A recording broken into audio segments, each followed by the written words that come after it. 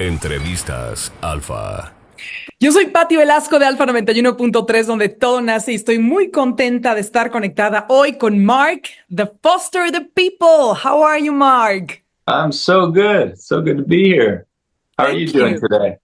I'm doing great, and I'm so happy to be here having this conversation with you because there's new music and there's a lot of things that we wanna know about Foster the People, this new album, which is great, by the way. Oh, And thank you. let's start talking about this, Mark, because it's been 7 years since your last album, since Sacred Hearts Club, and Yeah. you have new music, new album, and now we have Paradise State of Mind. Congratulations. Thank you so much. So 11 new tracks. Yeah, I know. It's wild that it's been 7 years. Yeah, it's a lot. Lots changed. The world's changed, but I would say that for myself, like art, the life of an artist is all about taking in new experiences and living. There's an ebb and flow of life, and so even though I was kind of gone and we weren't putting out records over those 7 years, they were growing. We were all growing, and I would say that that's what kind of went into Paradise State of Mind was. I would say it's the deepest record. It's probably the most mature record we've made, and and I mean, I would hope it would be, because we're older now and we're more experienced now. So, but it's so good to just be back and connect, with some new music, reconnect with people. Mark, in this new album, did you try to be or to show your true you, but like not denying that there are tough times in life and there are dark uh, things happening over here and there? So, am I correct? Yeah, for sure. Yeah, I would say that was actually like a really conscious thing throughout the process of making this record, which was there'd be a lyric that I would write that I would be terrified to sing because it was so honest. And those were the moments where I knew I had to sing it. And that was, the record. I mean, there were so many lyrics that were vulnerable, or the critic would come in and say, that's not cool. That's the killer of art. It's not cool. It's not cool enough. And I think but what is cool? It's like, it's so easy, I think, when I was younger and stuff, to write through character or to write with a mask. And with this record, I really wanted to just be as honest as possible. And especially coming after a long period away from music, which was it was a period of a lot of growth for me. I stepped away from music. I got sober, which kind of led to this other chapter of life for me, which became really spiritual. Really, it was a tough journey, really, to kind of explore the things inside of me that made me uncomfortable. And this record was really about kind of taking off that mask and just trying to be as honest as possible, but through the lens of hope, and I didn't want to make something that was just dark. I needed to feel hopeful. I feel like we kind of all experienced a lot of fear the last number of years in the world, from the economy to the politics to the wars to all the things we see on social media and the division. And there's just we're living in a really interesting time. And so to me, like, hopeful art is so important right now, and artists that aren't afraid to speak their truth, because I think I love artists that have an independent voice, that are saying something that I haven't thought about.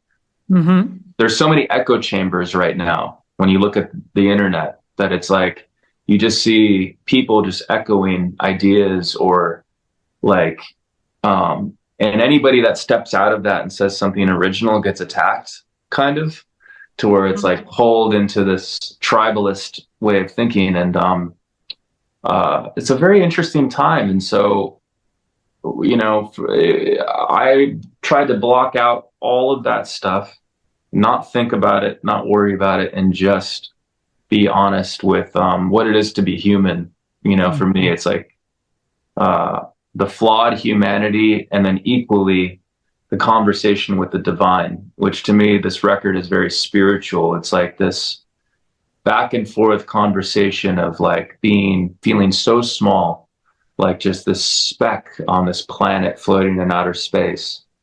And what does that mean? Who am I? Why am I here? What's next? But then having those conversations with my interpretation of God, and then kind of like wondering why I didn't hear an answer back right away. But then seeing in nature these answers that would come, and realize that it is connected and there is something happening here, that there is another dimension. And there's something so comforting about that, knowing that a lot of the things we're worried about don't really matter. And that was kind of like, I would say that Paradise State of Mind represents all of that. It's like transformation and a conversation about kind of the deeper things of life, which I love those conversations. And Mark, you've been brave and you've been sincere with your music and with your lyrics and sharing all of what was happening in your life with this new album. And I'm sure that fans can feel this energy and this transformation and this process of you getting more mature and writing about important things. You know what I mean? Like important and intelligent lyrics. I know they can feel it, and I know the fans can feel that. It's been really sweet. You know, it's funny because I could be brave when I was writing the songs in certain ways. I mean, that was hard enough. But then when it was time to put the record out, all those feelings came back up. It was just like, oh my God, it's like I'm stepping out into the public without any clothes on. Yeah. And this is me. Yes, and people might hate it. People might not get it. And I had to kind of just, again, remind myself that I didn't create it with that intention, that I created it for myself first, as a celebration of what it is to be human. And then knowing that there will be somebody out there that feels the same way. Absolutely. And it's been so beautiful to watch how people have received it, because it's been more than just one person that has resonated with it. And I don't know, it's like, oh yeah, there's something validating about that, where it's just like, we're all connected. Like it's, yes, we are. That, like Glitchzig, for instance, that song Glitchzig, I didn't think anybody's going to like that song at all. I was like, I'm the only one that's going to like this song.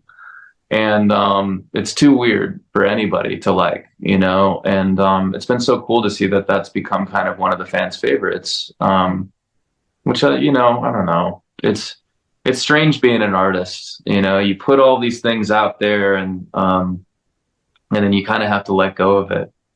Absolutely. Mari, let's talk about Lost in Space, which is like traveling back to the 70s, to the 80s, or to space in a rocket. I mean, it's so awesome. We really like that first single here in Mexico City. And I know all over the world, it's been already hit. Oh, thank you. Yeah, I would say that song was kind of inspired by, musically, I would say Nile Rodgers had a big inspiration on that, Giorgio Moroder. It's funny because when I first wrote the chorus of that song, I called my bandmate Isom, who I did the song with. He played the drums and we produced it together. And I called him and I'm like, hey man, I think I just wrote something like ABBA. And I was like, I've never written anything that sounded like ABBA in my life. And I was actually kind of like a little bit embarrassed, where I was like with this, and he came over and he listened to it and he's like, dude, this is awesome. Like, keep going. You know, this is so great. And it's so funny how there are moments throughout the record. And I kind of learned that when I felt embarrassed about something, it was actually the thing that like I should lean into. Yes. Yeah, it's funny. Yeah, But trust your guts. I mean, but what was so cool, you know, and it's so cool because I got to play that song for Nile Rodgers before we finished it, and I was like kind of nervous to play it for him because I was like, look, man, I was like, this record, a lot of this record is inspired by you, and that guitar style, you know, the rhythmic kind of guitar style, specifically in Lost in Space. And it was so great watching him smile when he listened to it. And like, yeah, and it opened up this whole conversation about songwriting and about the late 70s and about kind of where he was pulling from when he created Chic, and how he was studying history from the Great Depression era of the 20s and using those joyful lyrics in the 70s to reflect history, because the 70s were in this economic tension, this turmoil, and post-Vietnam. And when he started talking about that, I was like, oh, that's why I wanted to make a record that sounded like this, because joy is kind of the weapon against fear. And it just felt like it kind of got me out of the isolation, you know. Mark, they're writing me here that you need to go, unfortunately. But I just want to know if do you have plans to come to Mexico City soon? Yeah, I think we'll probably announce something soon. I know you're touring and you will be in South America, so yeah, no, come. we are coming. You know, Mexico City is like one of our favorite places to hang out. It's one of our favorite places to play. It's like the best fans, and you know, the one thing for me is like when we're hanging out down there, there's art everywhere. There are artists everywhere, and you don't feel the capitalism like you feel in the US, where people are trying to just make art for some sort of results of monetary gain or whatever. There are artists that I feel that I relate to, because that's how I make art. It's like it's for the soul, it's for expression, it's creativity, and it's very passionate and real, you know. And I feel that in Mexico more than I feel probably anywhere in the United States, to be honest. So like, I'm very excited to come down there and connect with you guys. Because we will be waiting for you. Hopefully, it will be soon. Yeah, awesome. Yeah, okay. It'll be soon. Mark, I'm so sorry, but we need to go. We need to. Okay. You need to go to another interview. So it's been a pleasure for me having this conversation with you today. Thank you, and please keep sharing your music, your passion, your thoughts, your feelings. Thank you so much. Thank you so much. It was so nice talking to you, and we'll see you soon. Hopefully. Yeah, right. I'll be waiting for you. Thank you so much, Mark. All right, see you later. Bye. Later, bye-bye. Entrevistas Alfa.